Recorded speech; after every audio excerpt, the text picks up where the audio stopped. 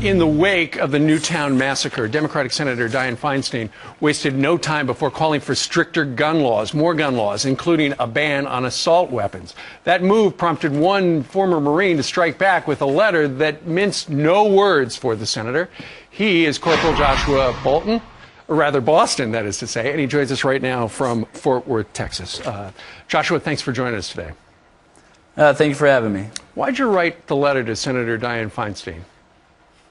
Well, it's our firearms, they're important to us, and they're something that we have to have in order to keep what we have as a country going. And this starts us on a slippery slope. They take these away, next they come for the bolt-action guns, and there's really no reason to register other than to confiscate at a later date and time. Well, the letter you wrote her has gone viral and caught wildfire on the internet. It's lengthy, but I'd like you to read, if you would, a passage from it because it really summarizes your point. Okay. It says, "I am not your subject. I am the man who keeps you free. I am not your servant. I am the person whom you serve. I am not your peasant. I am the flesh and blood of America. I am the man who fought for my country. I am the man who learned. I am an American." Okay, so that's what you wrote to Senator Feinstein's. Her office did respond to say Senator Feinstein respects Corporal Boston's service. She has heard from thousands of people, including many gun owners, who support her plan to stop the sale of assault weapons. The legislation will be carefully focused to protect the rights of existing gun owners by exempting hundreds of weapons used for hunting and sporting purposes. What do you think of her response?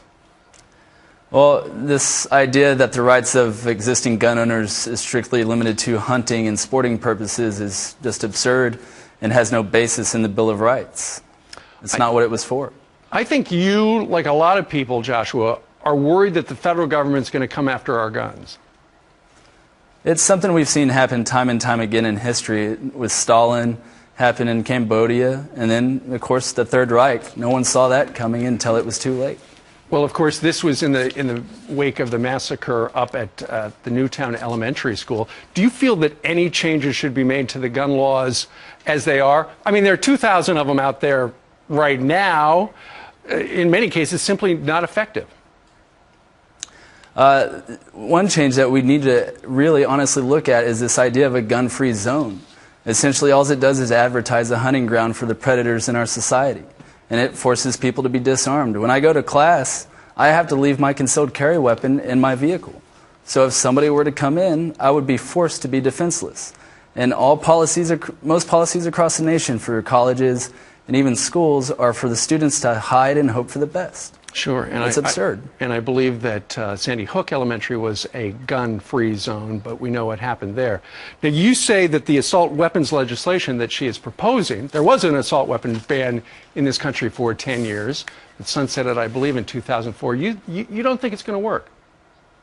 It didn't really do anything before. There was already a decline in crime before the ban was passed, and the decline continued throughout the ban, and it's continued even more since. So you don't see it making any difference?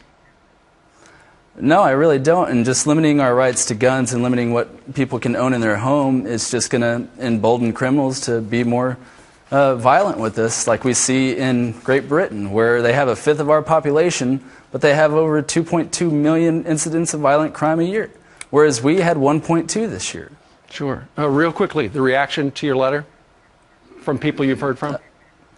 Generally, it's been pretty positive. There have been a fair number of people on the other side of the aisle, but it's kind of disturbing that people are calling for my death because I'm a member of the NRA. Yeah. I mean, and they're worried about me. Yeah. I go to class and I go to the range on the occasion. It says a lot. Well, we thank you for your service and joining us today, Corporal Joshua Boston. Thank you, sir.